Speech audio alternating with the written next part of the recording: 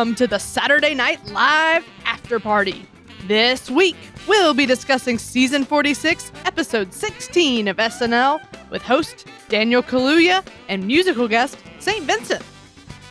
I'm Katherine Coleman, and I am joined this week by Steve Finn and New York-based comedian and podcaster Charlotte Otremba. You can follow Charlotte on Instagram at Charlotte Otremba. And if you'd like to connect with us, you can do so at snlpodcast.com. All right, here we go. So this week we came in with a high-energy first-time host that seemed really, really excited to be there, and I think we got a lot to discuss. I agree. Man, I love a high energy monologue. Let me tell you, nothing grinds my Same. gears more than the long drawn out, let's get the audience involved monologue. Yep. I was very happy with this one. Nope, none of that. We had None a of very that. charming first timer who really took the reins. Had a great time with this guy for sure. I loved it. Yeah, I thought he was great. Let's jump right into the show, shall we? For the cold open, Lil Nas X, Pepe Le Pew, and Matt Gaetz visit Britney on Oops, You Did It Again. Second time we've seen this talk show. Charlotte, what won about it? Yeah, I thought I was glad they brought her back. Chloe Fineman obviously does such a great Britney Spears impression.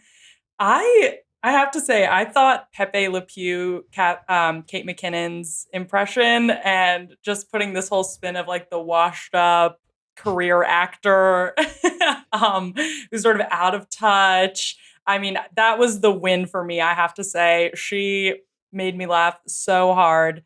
And I love how at the end, it was really Matt Gaetz who was the loser here. So Right. I thought, a lot of things worked about this sketch. I mean, it was a straightforward kind of know what you're getting. Each, contestant or talk show guest comes on.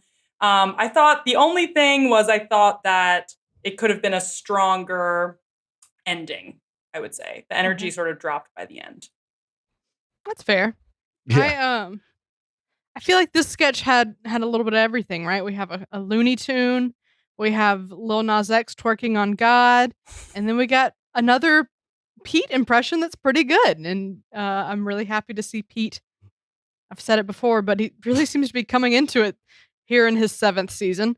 And so I appreciated that this wasn't, our typical political cold open. I like it when they're a little bit more imaginative with it. I don't know how imaginative it is to redo something that I think we saw last month. But it still works. It's still relevant. So I'll allow it. And I thought it was fun, and they found good things to lampoon. There was a lot in talks lately that they could find. So it's not like they were, struggling to pull anyone in that would be relevant to this show. So yeah, I thought it was a win and a decent way to start the night. Steve, what'd you think? Last time we talked about Chloe's Britney cold open, I was a fan, especially of Chloe's impersonation. Not that we're ever worried about Chloe doing a good job with that.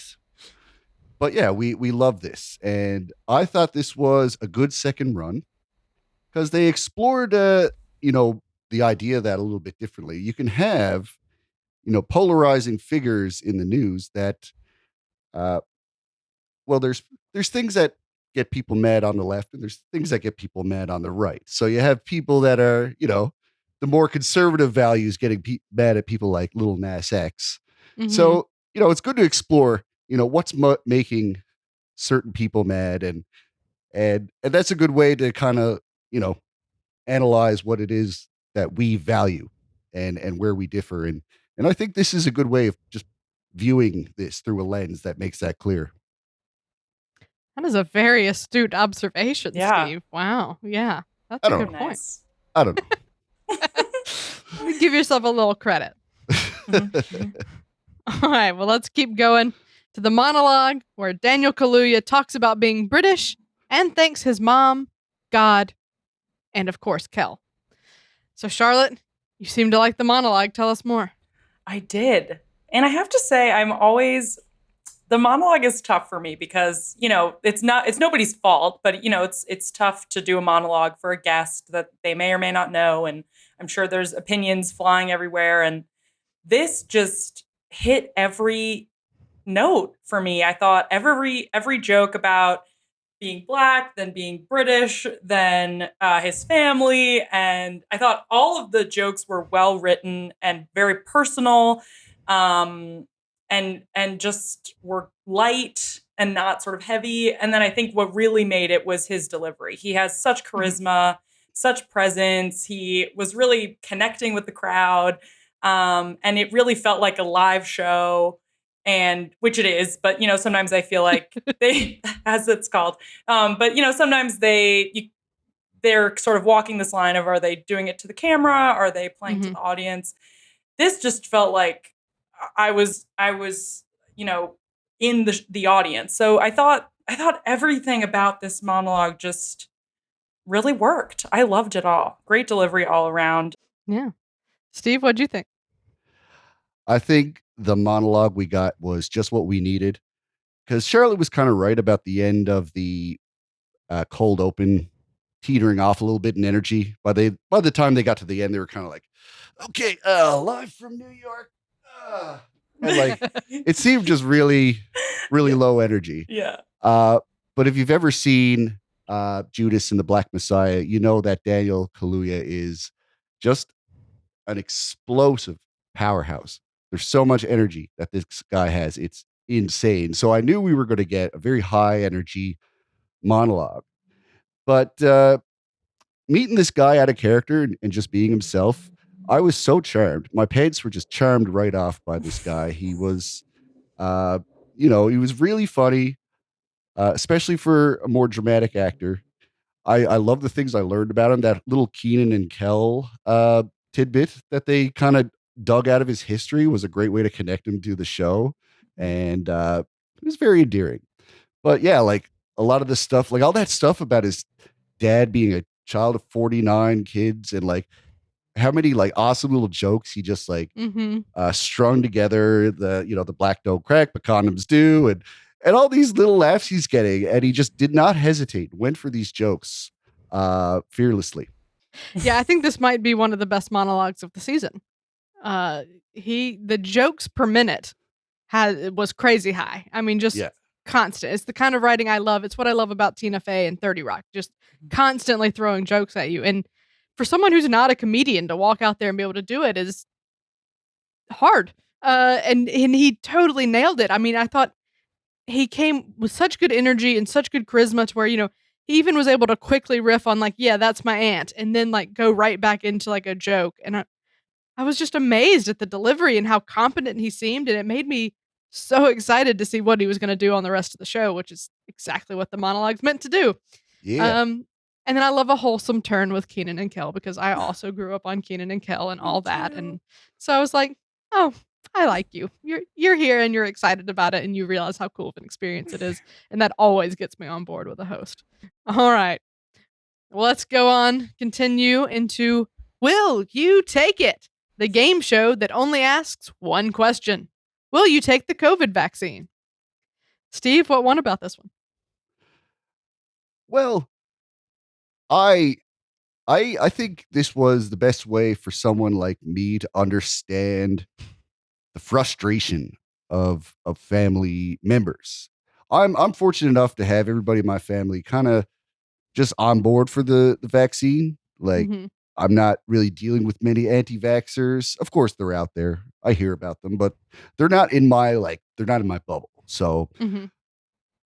I can understand how it might feel like a pointless game show to try to, come from a place of knowledge, and try to, the people you love, you want them to be healthy. You want them to do the thing that you believe is the right thing to do. So I can imagine someone just, try to just pay off their family members to even, consider doing this. And, for whatever reasons, I think they explored that well, different reasons why people might have gaps of logic in, you know, deciding for themselves why they should or shouldn't have it.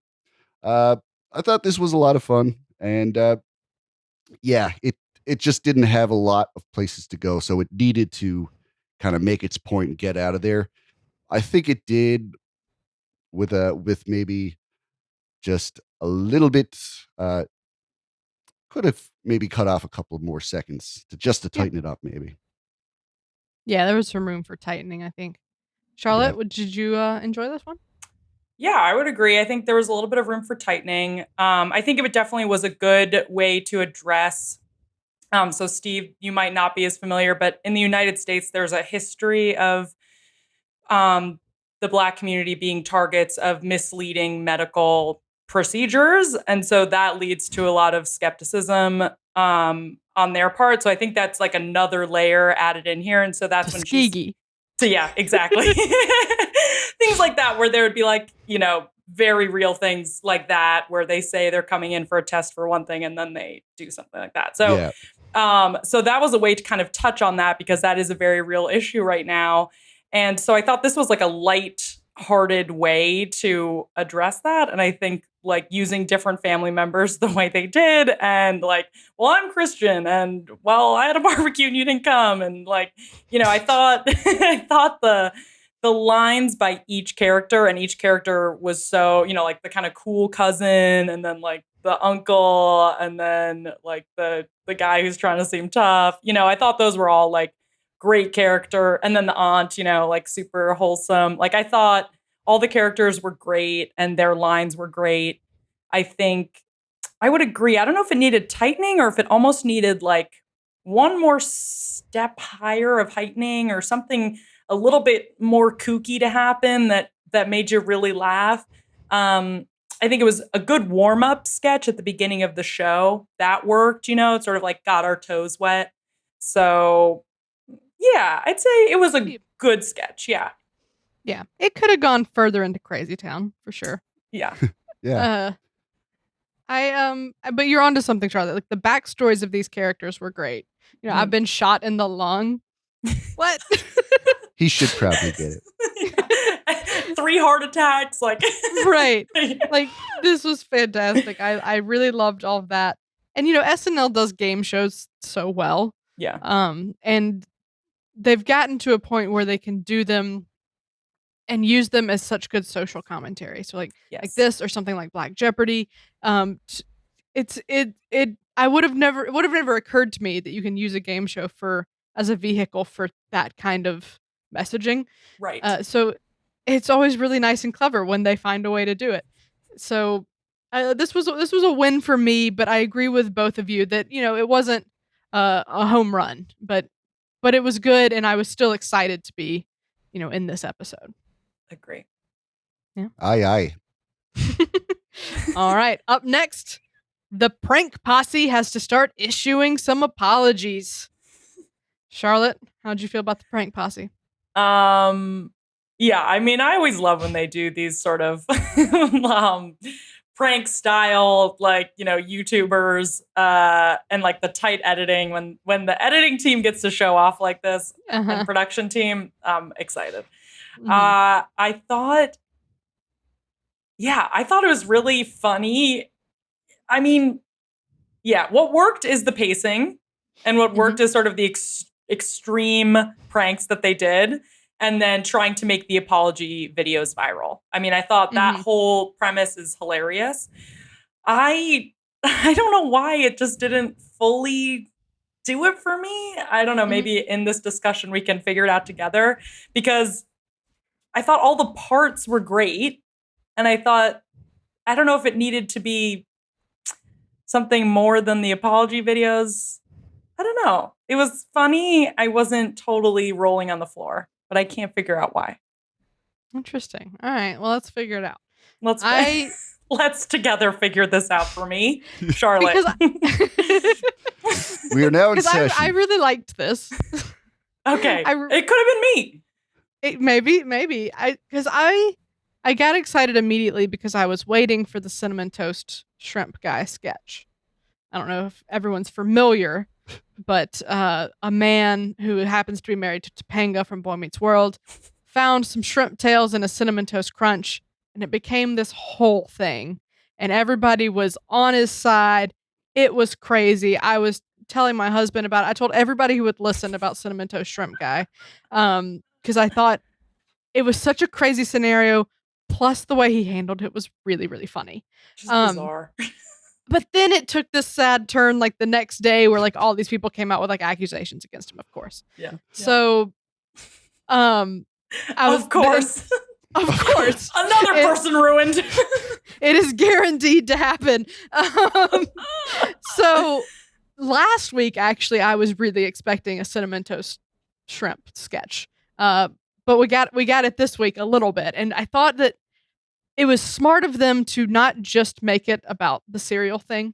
They said, okay, but what people get accused of these things, they issue an apology, and then what happens next? Let's also map it on to YouTubers who do these apology videos, and then what else will they do? They're going to delay their next video for like 3 days, like, and act really sad about it, and then like they're gonna keep doing it, and then they're gonna do another apology. So like we got a little bit of like Logan and that Paul did happen vibes. this week. Yeah, and there was also like a YouTuber, I think this week or something where that happened. I know.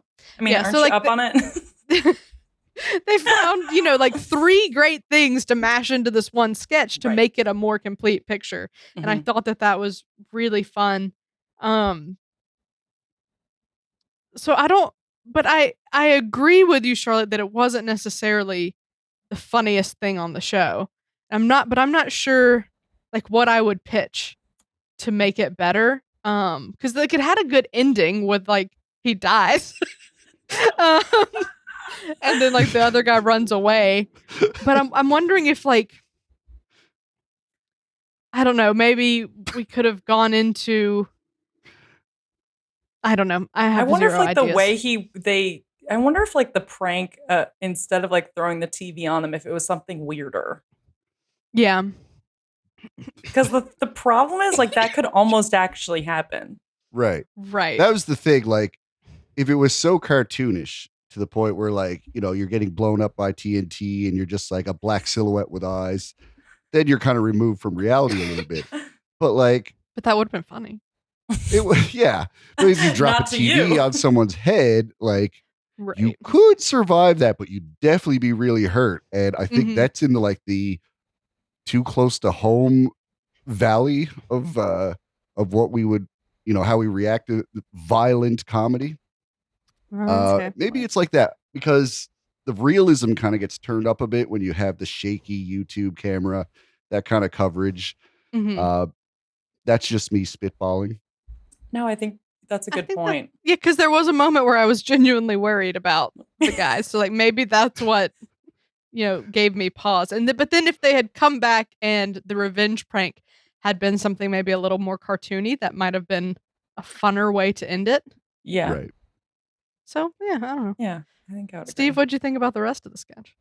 Well, personally, the points go to the accuracy of just the nuance of these YouTube producers, right down to the haircuts and just mannerisms and behavior, the way they kind of push each other around while they're talking about it. It's all great. And like all that whole culture is exactly what John Murray doesn't want us to do on this show. The smash, like and subscribe, all that stuff, Right. the buttons. Yeah, it's a whole aesthetic. And if you're entrenched in that, like some people are, like that's your whole media. That's how you're used to things being packaged. Yeah. And when you're not a 12-year-old kid, when you're an adult guy with a job, writing for SNL, and you can tap into it as well as some of these kids do, where it's their whole life, that's just really good observation. And it's one thing to watch something and then just duplicate it, but to watch something and get its essence and apply that vibe to something original, that's when you know that they actually understand the source material. And that's what I'm seeing here. We might not have thought it was the funniest thing in the world, but we can give them props for that. Yeah. Oh yeah. Absolutely. It was a very good sketch. Oh yeah. and performed well. And one thing I really liked about the production of it is they did this. There's this thing YouTubers do where instead of like figuring out what they're gonna say beforehand, I guess they just chop up their sentences and paste them together. If you watch closely, you'll start noticing it. If you don't, it'll go right over your head. But if you know to look for it, like now I've ruined your day because you're gonna notice it every single time they make a cut. And SNL did those cuts, even though it's a scripted sketch. They like added in these things to really get that feeling. And I appreciated that tiny little detail. All right, well, let's keep going. At this family dinner, Mom is fine. She didn't want to play Rummy Cube. It's fine. Really, it's fine. And all was not fine. So, Steve, what'd you think of this one? I thought it was fair, you know. It made fun of moms all around the world, but it also gave us perspective on, what motivates them to act that way. It's not totally just selling them out as monsters that will ruin all board games, that are played in the kitchen. I thought this, really made me at the end side with the mother and be like, okay, y'all are not making time for her. That's the thing about being a mom. Nobody shares your interests. You're just this weird, unique island in the family. Everybody wants to watch Deadpool and you want to watch Chocolat. But like, you don't like the idea unless your boyfriend suggests it. That was probably the most heartbreaking moment. The fact that she's been trying to get them to play or to watch Chocolat that whole time. And then they go and watch it without her. I cried. I actually shed a tear at the sketch. It was barely comedy. But yeah, it was, like I said, it was fair. We got to see, her passive aggressive behavior, but like she never gets to do anything she likes. They don't even like throw her a bone. They even kind of make fun of her for like never wanting to do what everybody else wants to do. But like, that must be so frustrating because you're, what you like, it's what you like. And nothing hurts more than to have that invalidated when nobody else likes it with you. So yeah. This was probably the funniest way of making this point, and Kate McKinnon was the perfect casting choice for this role. She knows how to carry a scene, and the way she just beat up the dishwasher and shred pictures was, it was chef's kiss, all of it. Yeah. Kate was everything Kate was doing in the background was fantastic. And she knows how to milk that moment and isn't afraid to push it just a little past what's comfortable, So that was definitely good casting. And we've seen, it's not this sketch, it's not this character, but like we've seen this game before. There was a pizza ad with Will Ferrell where Kate McKinnon also played the passive aggressive mom who never gets what she wants. And so at first I was like, oh, is this supposed to be the same family? And I was kind of intrigued in that. I don't think it was. I think it's a thing.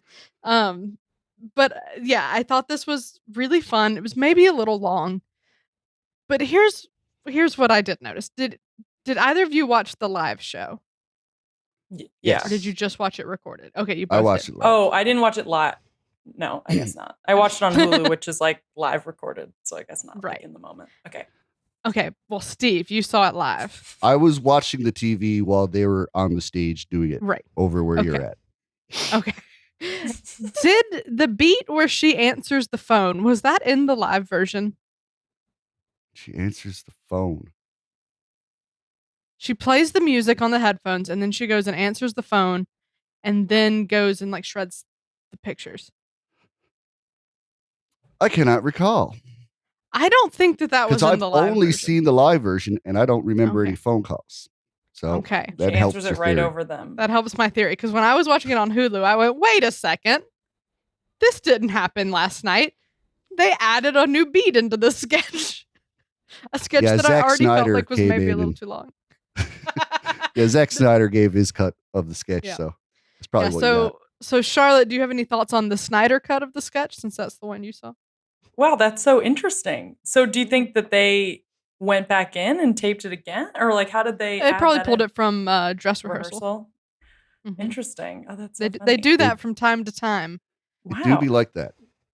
Do be I like don't know that that. I've ever noticed them full on adding something to a sketch though. Sometimes they'll switch out a performance if there's a missed cue or something. But this is the first time I was like, oh, you put something back in the sketch that you cut for air. That's so Interesting. interesting. Yeah. Yeah, I thought, yeah, I mean, look, I loved that Will Ferrell sketch, so I was excited to see her come back. I thought this was, I mean, really funny. I mean, this is like my mom. It was so funny. Yeah, I think what I would have liked is her redemption speeches to come earlier or something. I don't know, or like some other comments back at them. Mm-hmm. Because it made me just more annoyed with her the whole time. I didn't really have any sympathy for her until I don't know. Yeah. But other than that, I thought it was hilarious. I thought the Josh Wine bookends was just so well done. I just think that's so funny to start it off with a funny line like that and then end it. They do that sometimes, and I just think it's such a smart play. Mm-hmm. And I love that categories like became so intense, and then even when they tried to include her, and she wouldn't know the letter, and she would like take it so personally, get so angry. Yeah, I mean, I felt that to my core. Yeah, I really liked the sketch. It was really funny. Yeah. But yeah, I guess maybe you're right. Maybe it did go on a little bit long. Now that you say Yeah. that, I did like that phone beat though. So I Yeah. don't know if I would have cut think that, but yeah, I don't know. maybe if they had given us those little nuggets that you're talking about to keep us on her side, the length wouldn't have felt Yeah. long. Just a little bit more rationale up top might have Yeah. helped. Yeah, instead of just like, why is she? But Mhm. also could just be after a couple glasses of wine, you know? Let's keep going. A son disappoints his immigrant parents by pursuing a career in the arts. Charlotte, what won about this? Everything. I loved this sketch. This sketch was perfect to me. I like I I thought the contrast between the three couples was clear, especially between Daniel Kaluuya and Ego Wodum. They're like Nigerian family, and then like the more sort of like, white family, like of course we're so proud, and then the other family that kind of doesn't really have any skin in the game and just trying to um, you know, appease both sides.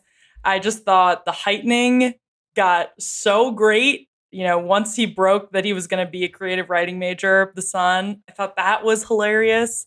After the setup with the art sculpture, and then every single line, some of my favorites were, "Who promised you what?" with the promising young writer award, and then the line at the end with like, "Oh, is there a poet in the house? Oh, are you gonna save me?" Or like, after 40 to 50 years, you're a doctor, and then you could be a writer. Um, I just thought every single line, I thought their chemistry together and heightening together and just being so on the same page, and then her going after the the other moms was hilarious. Them trying to pawn off their kid for adoption. I just thought like the heightening was so clear, went Mhm. so high, and it just like gave you that like sense of satisfaction at the end, that it was like as high and great as it could go. And then they went after everybody. I loved this sketch. I thought it was hilarious. Yeah. I too loved it. The deliveries here were amazing. And like you said, Ego and Daniel had amazing chemistry and their timing together was phenomenal. Like when they both in unison said, "We were lying." And it was a perfect delivery. Perfect. So and then like you said, the "is there a poet in the house" was such a perfect blackout line. And it was a Yes. satisfying ending because like you said, they had heightened there. And so we had a great ending, and that's so rare at SNL to have such a strong ending, so really stood out. And yeah, this was really, really fun. Steve, what'd you think? Yeah. Ended on that high note. Glad we mentioned that.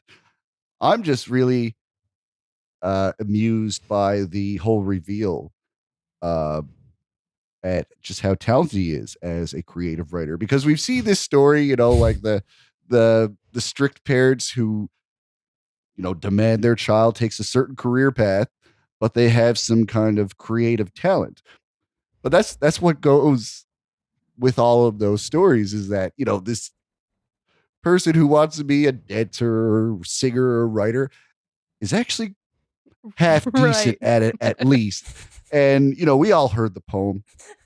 I wake up and my emotions are as blue paint. I want to know what organization gave that Yeah. an award, because it really, I mean, it took a med student who apparently excels in chemistry out of that field and into, this very, a lot less potential for income with this field, Right. we'll say. Yeah, it's just funny for the story to miss that important ingredient, that Right. he's actually a good writer, and taking that away and watching everybody kind of like double back on their support for him was a beautiful way to just let everything fall apart. And yeah, by the time we got that last brilliant line, it's even better, because pretty much everybody's on the side with the parents now because they just heard that poem. Right. It's a great full circle. I love it. I loved it. Really strong stuff. Let's talk about St. Vincent performing Pay Your Way in Pain and Melting of the Sun. Steve, how'd you feel about St. Vincent? I really enjoy your stuff. It's really unique, eh?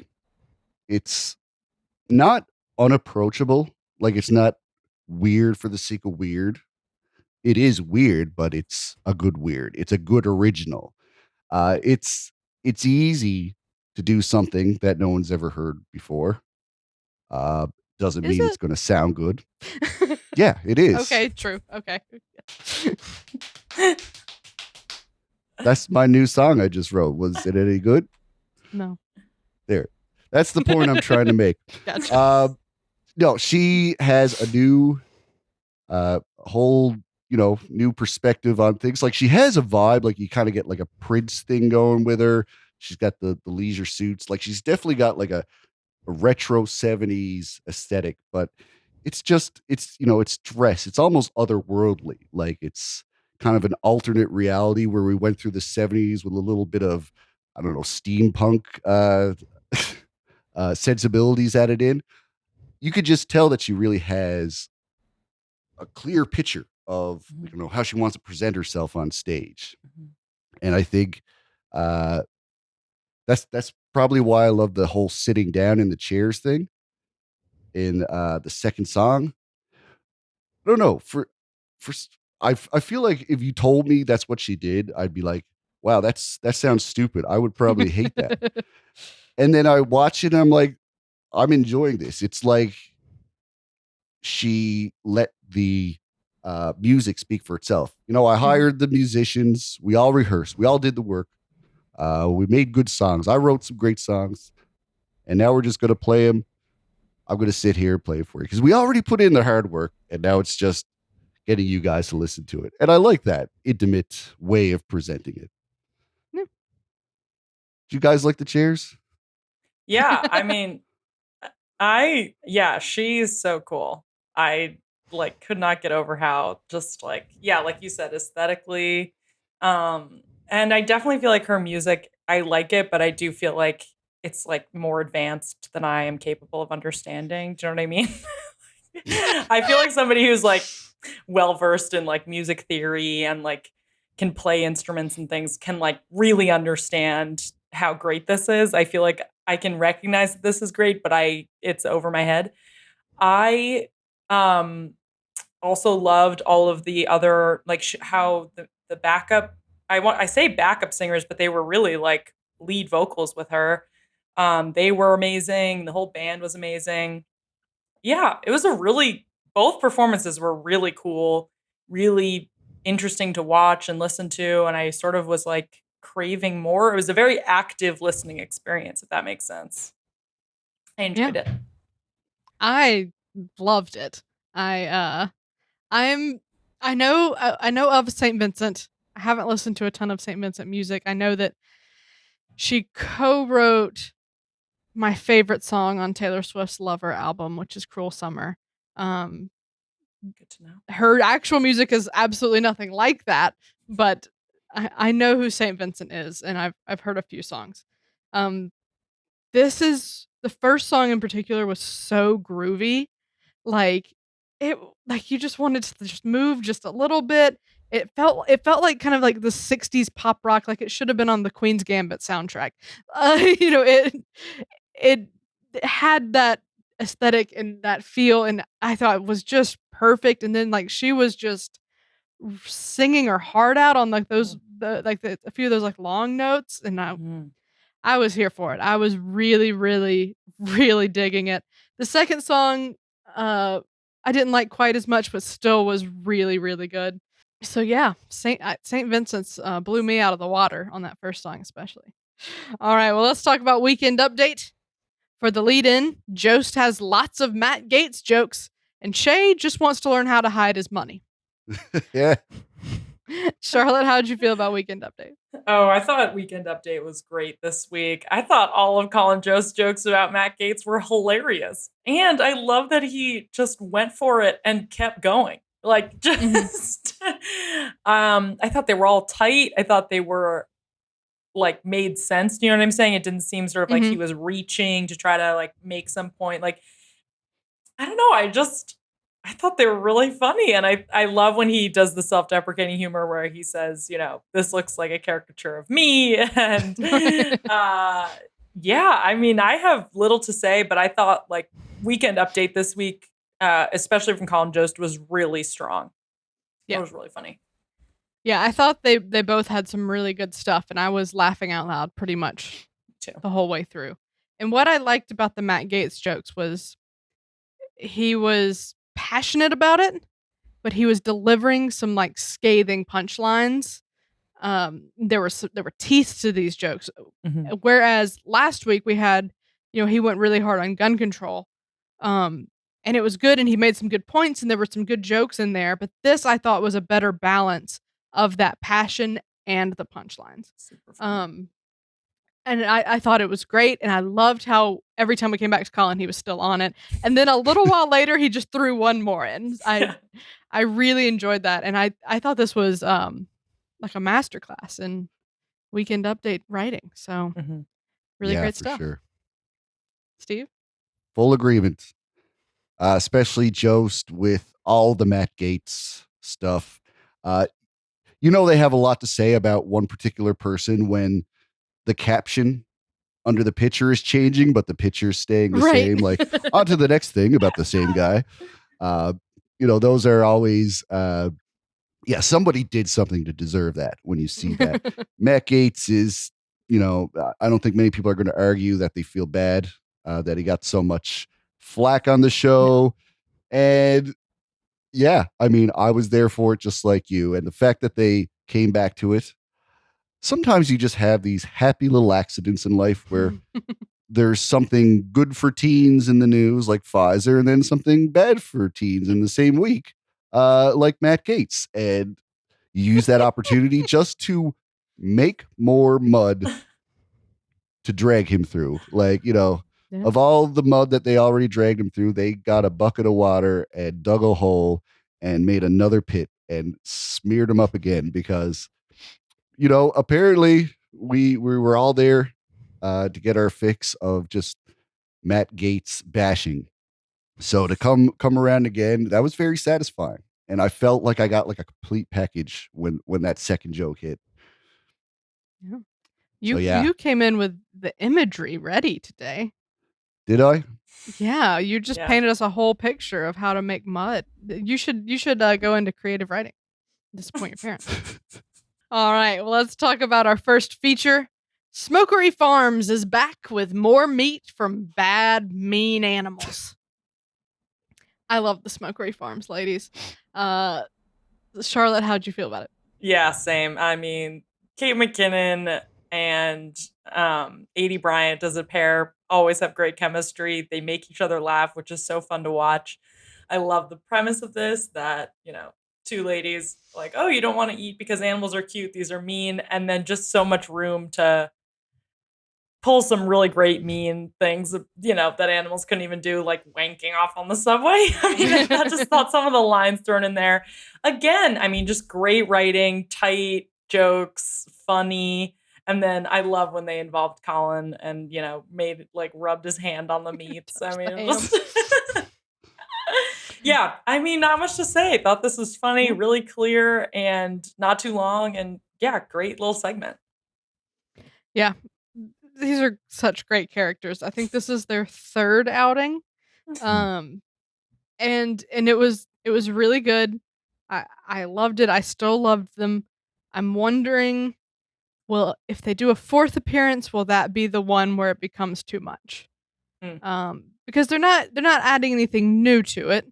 They're actually writing in the things that were kind of improvised and made it funny the first time. Like, because the first time they came out, they didn't know that the meat was going to be so stinky.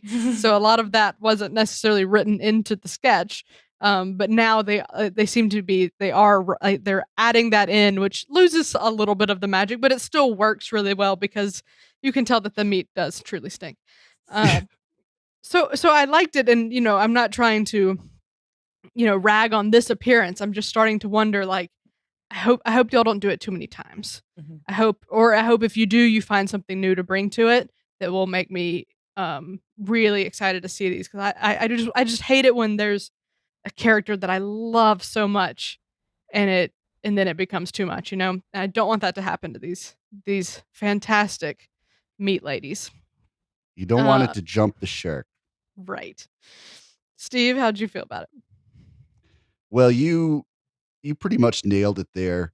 I think the reason I love the first run at this was you could tell that nobody really considered the state of the meat by the time they got to live television under all those lights. The fact that they were caught off guard and just were try to struggle through it without all that stuff actually written into the sketch like it is this time. That was all really fun. Like those are rare moments that, things just derail because it's so difficult to do your job with all the distractions that they decide to give you. But now that they have this anticipatory reaction to it, like, oh, here it comes, like it's just not the same. We'll never catch that lightning in a bottle again because now they know that it's going to sting. And yeah, you're right, Catherine. They're writing it into the dialogue and they're having these little ad libs, which I don't really think they are ad libs. They're just kind of delivered in an off the cuff way. But it's still funny. The anthropomorphization of animals for comedic effect has been done on the show a lot. This is basically just whiskers are we, but the animals are dead now. Just applying human characteristics, things that animals would never do, and we're laughing because we're getting that mental image of animals, having fireman time on the subway, and other such examples. So this is, I think it's done now. I don't think we can get another one out of it. I'm already feeling like we got to move on, and just accept that this was lightning in a bottle. It's going to be hard to get back again. All right, fair enough. Let's move on to the guy who just bought a boat, here to tell us some dating tips now that the world is reopening. Steve, have you gotten tired of guy who just bought a boat? He does make me laugh. The guy who bought a boat, he's got, he just grosses you out. He makes you, suck your teeth and just say, "Ugh, you shouldn't be a person." And we have fun because we know Alex isn't really like that, and he's making fun of them with them. So, like, we could actually look a guy like this in the eye because we know it's just a character. And yeah, we just love to hate him. This is another thing that's kind of lost a little bit of his charm. And I think the reason is he just tried to change the blueprint of it. And now I don't know what he's really asking for when he gets to those little subliminal messages, because that used to be the laugh. He'd say something douchey or whatever, but the laugh out loud moment would be the "I have a small penis" part at the end. But there's this weird thing is happening where he's saying jokes that elicit laughs, and then he has that line after the joke, but people are laughing over it. So I don't know if the writing is structured properly for like that subliminal little gimmick that they've put onto this character. It's still making me laugh. I feel like that aspect of it has gotten muddled. Maybe with more writers coming in. I don't know why that's happened, but I just noticed it's structurally changed a bit. I feel like what that is them, because Guy Who Just Bought a Boat has been on many times, and I'm not tired of him at all. So I think what that is maybe they are shifting it, because if the punchline every time he came out was different ways of saying "I have a small penis," I think we would be tired of him. But since they've started layering in so many more jokes, that's what makes him welcome to come back. Yeah. And this I thought was one of his best appearances, because I mean, much like the monologue, like the jokes per minute, this doubled the jokes per minute of the monologue. I mean, every word out of his mouth was a joke. And Alex delivers these so well. It's just crazy. And I loved it. I thought this was a really, really good showing of Guy Who Just Bought a Boat. Charlotte, what did you think? Yeah, I would have to agree. I mean, I don't have anything much different to add. I do agree that it was like every line was hilarious, and I think this was probably one of their strongest, I think, for his appearances. And yeah, and I don't know, it's interesting, Steve. I'm not tired of him yet, and I think I would have to agree with Catherine in that yes, I agree with you that there was kind of laughing over those lines, but I think those "I have a small penis" lines were just like a callback to every appearance he's ever done, like just for the audience kind of. And the real jokes were these new jokes that they've written that were so funny. And I think if they completely omitted those lines, like the audience would wonder where they were, because that was always the hit with him. So I don't know. It still worked for me. I think I agree that if it was only those, we would be tired of him. So I'm not tired of him yet. I do really think he's funny, and I think it's good that it's been a while since we've seen him, and how he like brought an opinion on COVID, and it was sort of like a new take. And I just thought I thought it was really funny, and I also think it's funny interacting with Colin, because Colin Jost, I think that's kind of the joke, in that he kind of is that archetype, even though that's not like what he does, but it's like that's always sort of the joke about him. So I thought that it was funny. Great stuff. All right, let's talk about our last feature, and a new one. Jeff and Hattie Deely are here to confront rumors that Jeff is a gold digger. Charlotte, how did you feel about this new feature? Yeah, it was like a little bit of an odd duck, and I kind of liked it, It was like, oh. Yeah, I was impressed with Heidi. Heidi playing an old person is not, has she done an old, I feel like she's done an old person before. She probably has, but not a lot. Yeah, I guess not a lot. Anyway, thought she was funny as it. Thought he was funny. He almost seemed like a YouTuber, and he was like getting a little frustrated with her, but trying to seem peppy. I thought, the jokes with the custard, by the end, it was clear that was maybe a sexual joke, which I thought was kind of funny. I thought the interaction. I feel like they did the whole thing for the custard joke. Yeah. That was a great twist. That was a great twist. I thought Che's interaction was hilarious. I don't know. It's like sort of weird, but I liked it. It was like cute and funny. Yeah. Steve, what'd you think? I really enjoyed it. I am just a fan of the way that Mikey Day can carry a group. He's always the liaison, you could say. And he's sort of the representative. He has his goofy sidekick that gets the laughs, does all the weird stuff, and he conveys the information. We get it in this sketch. Heidi is just there to be old and do silly things, and he really holds it together with a cohesive narrative. Same way that he does it with Donald Jr. and Eric Trump. He's just really good at carrying what a incapacitated character would lack. So whether it be the stupidity of Eric Trump or just the senility of Miss ExxonMobil. What was her name? Patty ExxonMobil? Yeah. Hattie. Apologies. Yeah, it's really great that Mikey is just good with the information part of it, because it allows his counterpart to not have to worry about that and just go for the laughs, because he's got the structure. And this might be where I would say I wish I saw Melissa, because we didn't get a lot of Melissa, if at all. Yeah. And I really just love it when Melissa plays adorable old ladies. And as much as I love Heidi, I think I would have loved to see Melissa in this role, because this is something that she does well. But hey, I don't know who wrote it. Maybe this is like Heidi's baby. It felt more like a Mikey thing, but I don't know. Maybe that's why. Yeah, it was Heidi. Mikey and Streeter wrote it. Yeah, that's what it felt like. Oh well, could have been a Melissa You're thing. right, That's all I'm saying. Yeah, Mikey Day. Yeah, it's a really good point about him. I love every time he's in a sketch.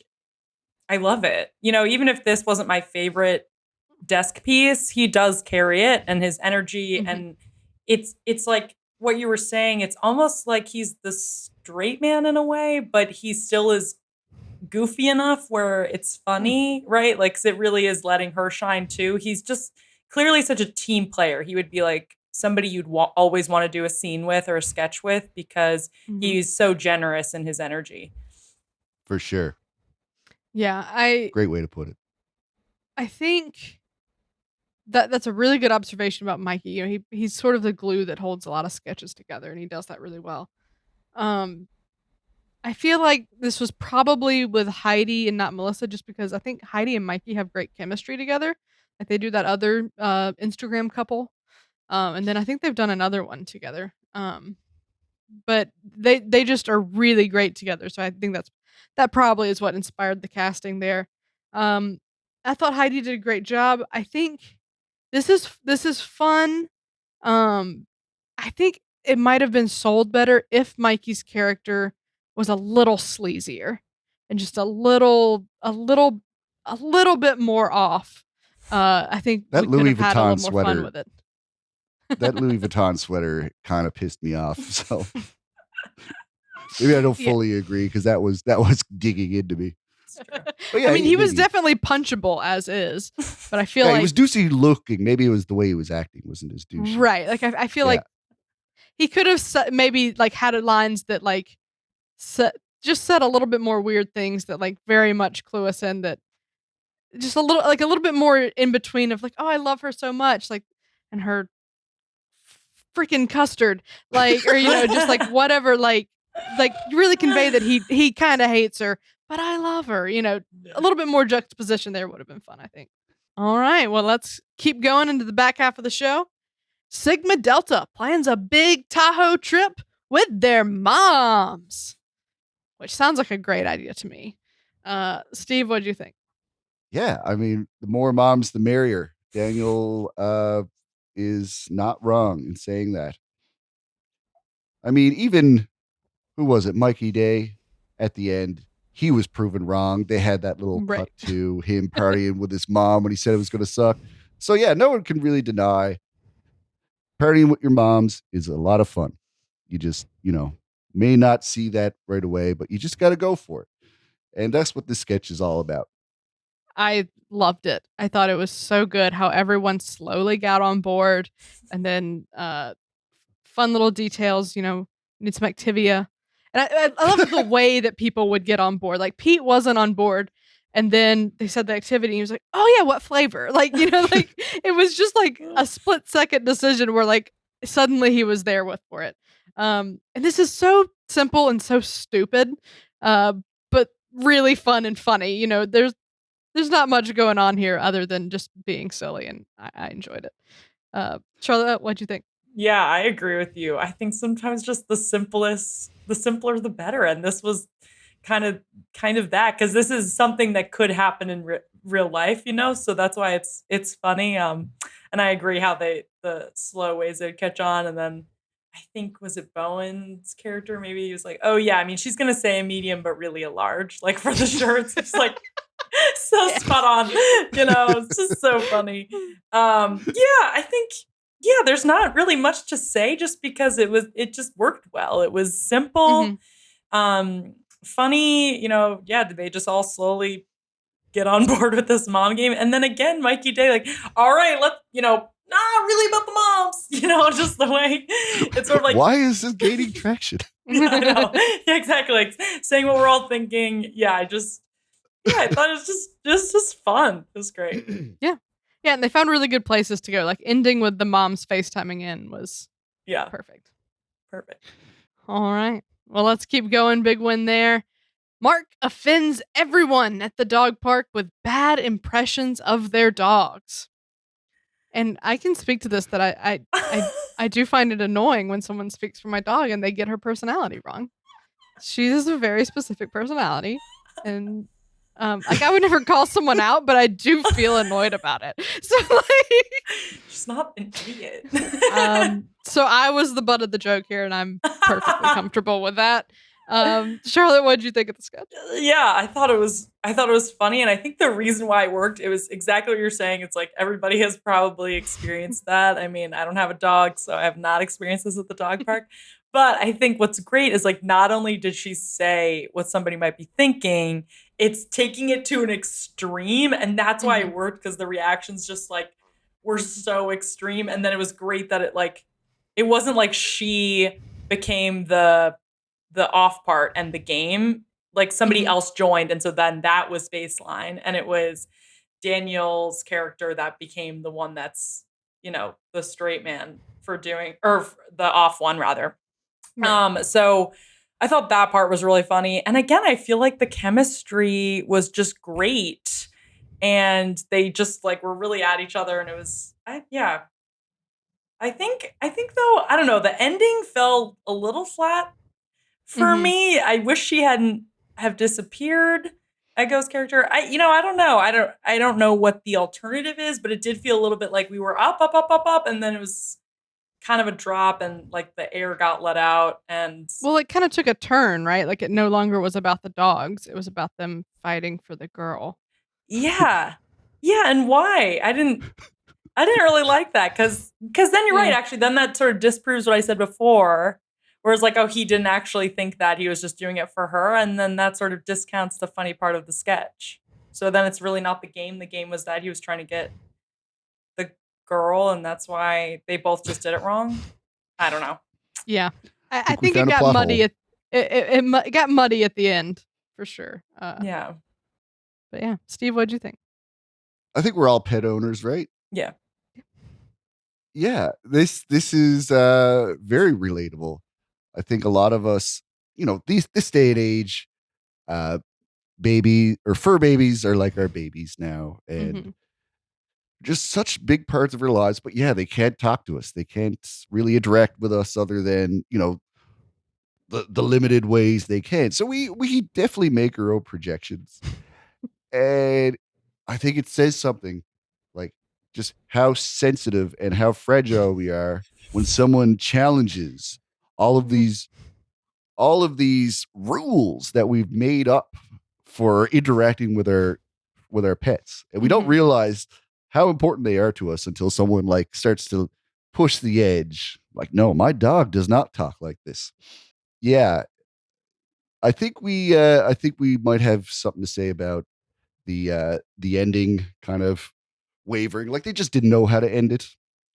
So I get what Charlotte's saying there about motivations just kind of deteriorating just for the sake of an ending.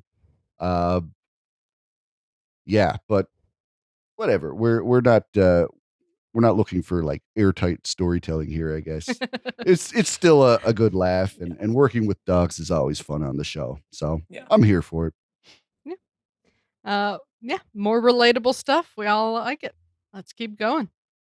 A man's half brother makes a birthday gathering weird with his songs. Meow.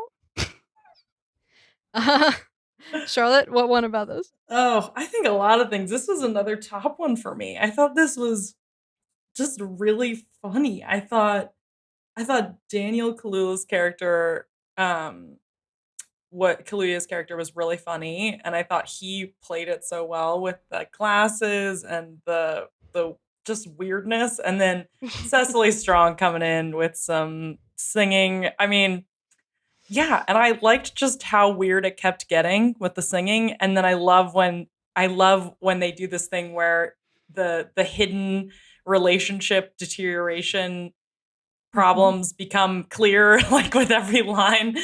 And yeah, I thought that was just really funny. And then I thought 80 Brian's reactions are always just the cherry on top. Very good. Steve, what'd you think? Well, these are the types of sketches we're going to lose, along with Cecily. If this is why you tune into SNL, if this is one of your favorite types of sketches that happen, you're going to be really sad when Cecily leaves the show, because this is something she brings to SNL that is so unique to her. Yeah. And Is she leaving? well, it's She's not at the end of her contract. Yeah, I'm just talking in laws of average here. Like, for as long as she's been on the show, she's likely to leave soon. Okay, what's happening? I wasn't ready for this. Charlotte feels personally attacked. Okay. This was like a great sketch, and suddenly we're saying goodbye to Cecily. Oh no. I should have prefaced this with a trigger warning. Yeah, seriously. I hope the listeners get one. Let's just say, in the unlikely event that Cecily were to leave, people would be upset about it because they'd lose sketches like this. And there's a lot of great examples. If you remember that sketch she did with Chris Pine, where they kind of like improvised the whole kind of opera story at a dinner party. Yeah. And all those little musical things she did with like there was one with Chadwick Boseman. There's just so many different weird musical quirky bits she's done with different hosts, and they're always different, but they always come from the same sensibilities and energies that Cecily has. It's going to be a big hole in the show because I'm so used to them now, and I get so excited when they come on. This was one of the greatest ones with the stand-up bass and all that. Just really, really weird, and you just feel as uncomfortable as everybody else in the room there. This is what I love about these. Yeah, I agree. It's so funny. Yeah, you're right. It's very Cecily. I think she writes them with Kent Sublette. I could be wrong about that, so don't trust me. Maybe it's James Anderson. I don't know. And I like some of them and I don't like some of them. I don't know what the rhyme or reason is. This one did not quite land for me. I didn't hate it. It just wasn't.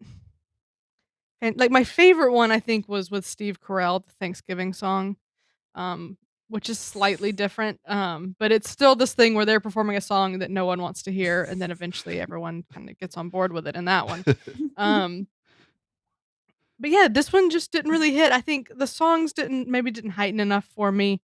Or maybe it was just, maybe it just got chopped up since it was the Tinder one, and just some of those reactions that they're what sells it usually for me got cut out. That might have been it. I will say, if you didn't watch it with closed captioning, you might have missed some of the lines, because some of the lyrics were really funny and sort of like gave insight into their, like, I don't know, there was Okay. something about like a flaccid penis basically.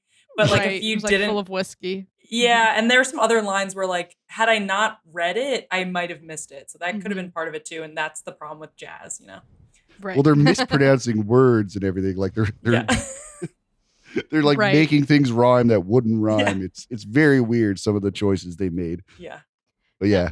This one was also fell victim to some bad camera cuts in the live show, which there were a lot of bad camera cuts last night. But this one in particular, it spoiled the reveal of the upright bass. Yeah. So that took away from it a lot. And so then even on the rewatch, like that sort of, because I knew it already, there wasn't a surprise there. So yeah, this one wasn't a huge win for me, but nothing tonight really fully missed. So it's all right. All right, let's get in to our overall ratings and thoughts. Charlotte, what's your moment of the night? My moment of the night would be Colin Jost talking about Matt Gaetz. I thought that whole segment just hit the nail on the head. The jokes were tight. It was of the moment. We're all talking about it, reading about it, watching it on the news. The way he kept going back to it, the way he made jokes about himself, about him, like you said earlier, the joke about the vaccine, study coming out at the same time. That was my moment of the night. Fair enough. Steve, what's your moment? Pretty good. Good moment. I'm going with one of Ego's lines that really hit me. Just any impression I do is going to be British. I can't help it. Okay, so when you do Cat Williams, you make him British too? I don't do Cat Williams. Okay, well now that's two things I hate about your ass. And I don't know why I love that line so much, but I'm not even going to question it. I'm just going to enjoy how much that makes me laugh. That's my moment. Very good. I'm gonna give it to in the sketch with the immigrant parents when Ego and Daniel look at each other and say, "We were lying," in perfect unison. I thought that the delivery of that was fantastic, and it was a very funny joke because, of course, you were lying to someone's kid about how they're great. Yes. What happens to them does not affect you, so lie away. Right. Yeah. Of course. So up next is best sketch, Charlotte. Without a doubt, the Proud Parents sketch. Thought this was so well done, well written. Chemistry was spot on. Characters were hilarious. This had no bad moments to me. And also, like we said, it heightened to a great place. It ended in a satisfying way. Thought this was pretty much a perfect sketch and my best sketch of the night. Very good. Steve, what's yours? I think I'm going to agree with Charlotte. That was probably my favorite too. The just the whole the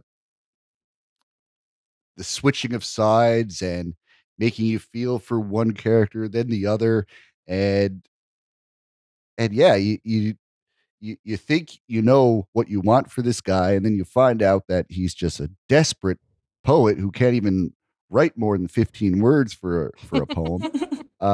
15 seems Yeah, generous. like you kind of go, oh yeah, these parents aren't actually like strict hard asses. They just know what their son actually excels at and what he would actually be good at. They're looking out for the best for him.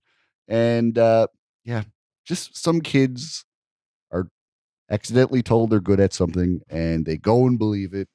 And then you got to talk them back into medical school. So this is a great sketch that depicts that whole, life lessons some people go through.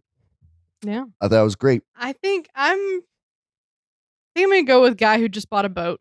I think this was a very, very strong outing of guy who just bought a boat. I thought he was on his A game. All of the writing was fantastic. It was super tight, and Alex delivered it flawlessly. So that's gonna be Great my choice. best sketch. Very All good. right. Next up is MVP. Charlotte? I'm going to give it to Ego Wodum. I thought she really nailed all the sketches she was in. I thought her characters were really clear and just over the top enough in a way, like very realistic. And then she just delivered them such energy. And again, her chemistry with Daniel was great. I just thought, yeah, she just crushed it and was hilarious. And yeah, loved everything she was in. Ego is fantastic. Steve, who's your MVP? Feels like a Kate night to me. She was good as Pepe Le Pew. She was good as the mom in the Rummy Cube sketch. And what else did she do? She was the Smokery Farms lady. So she had a lot of fun moments. I think the time I spent with Kate was the most quality time of any other cast member. I just was delighted with everything she did on screen, and she had a fair good of screen time as well. So yeah, I feel like she earned it for me this week. Fair enough. This is the second week in a row I'm going to give it to the host. I thought Daniel Kaluuya came to play and did a great job. He brought a lot of energy to everything. It did not seem like he was a first time host. Mm-mm. You know, he seemed a little bit like a pro. There wasn't a lot of fumbles. There, missed cues from him. Really staring at cue cards wasn't too obvious.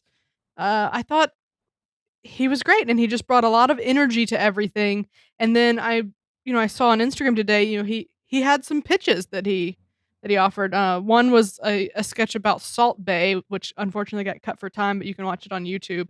But he That was a pitched that fun one, and it turned out pretty good. Yeah.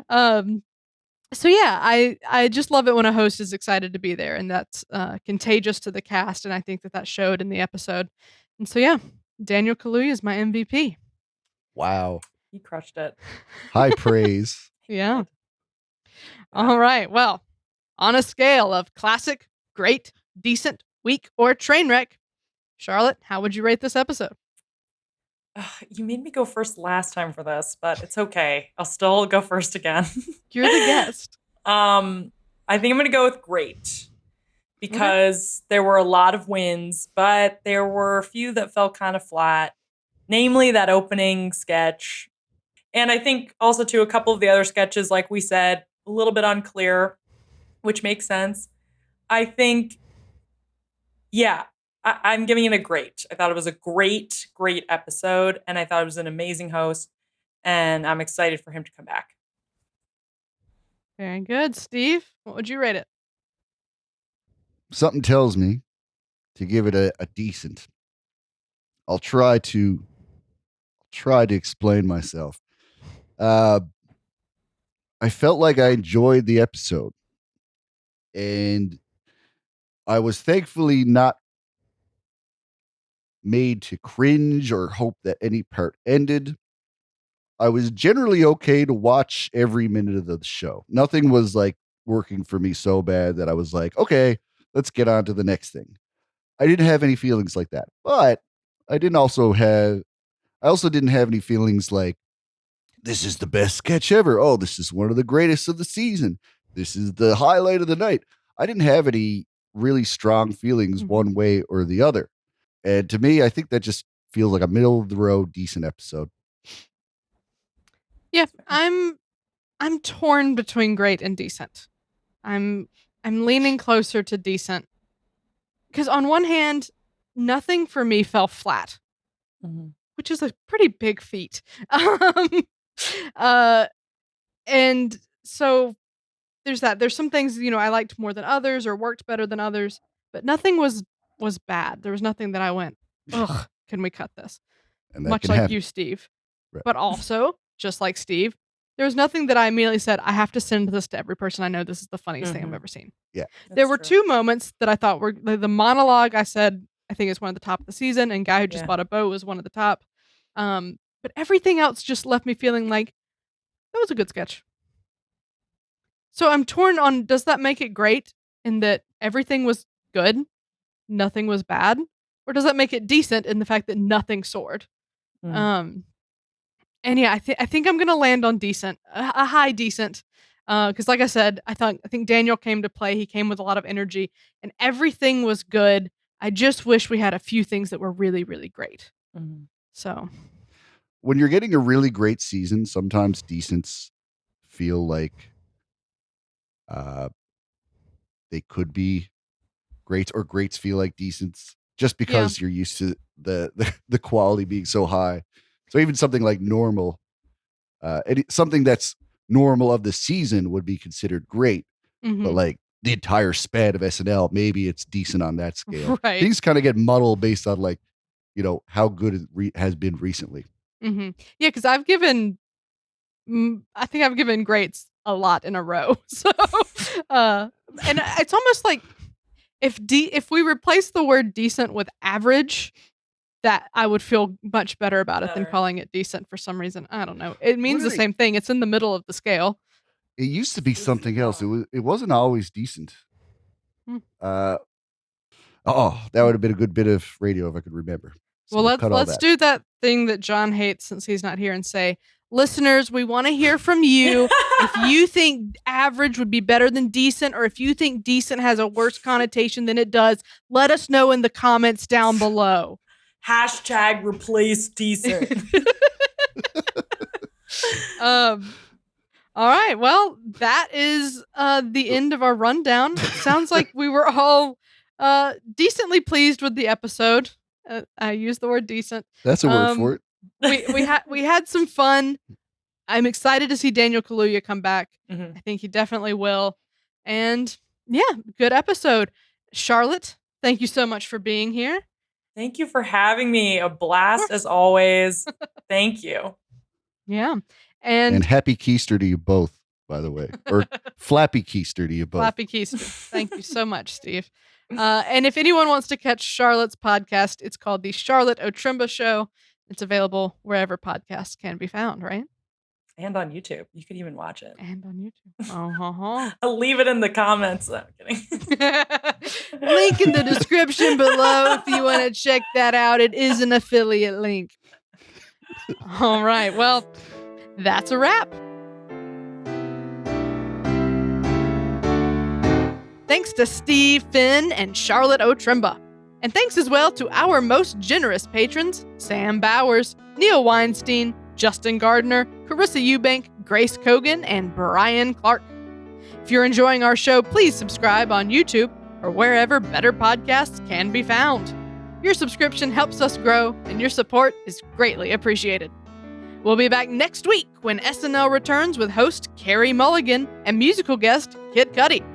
But until then, this has been episode number 133 of the Saturday Night Live Afterparty podcast.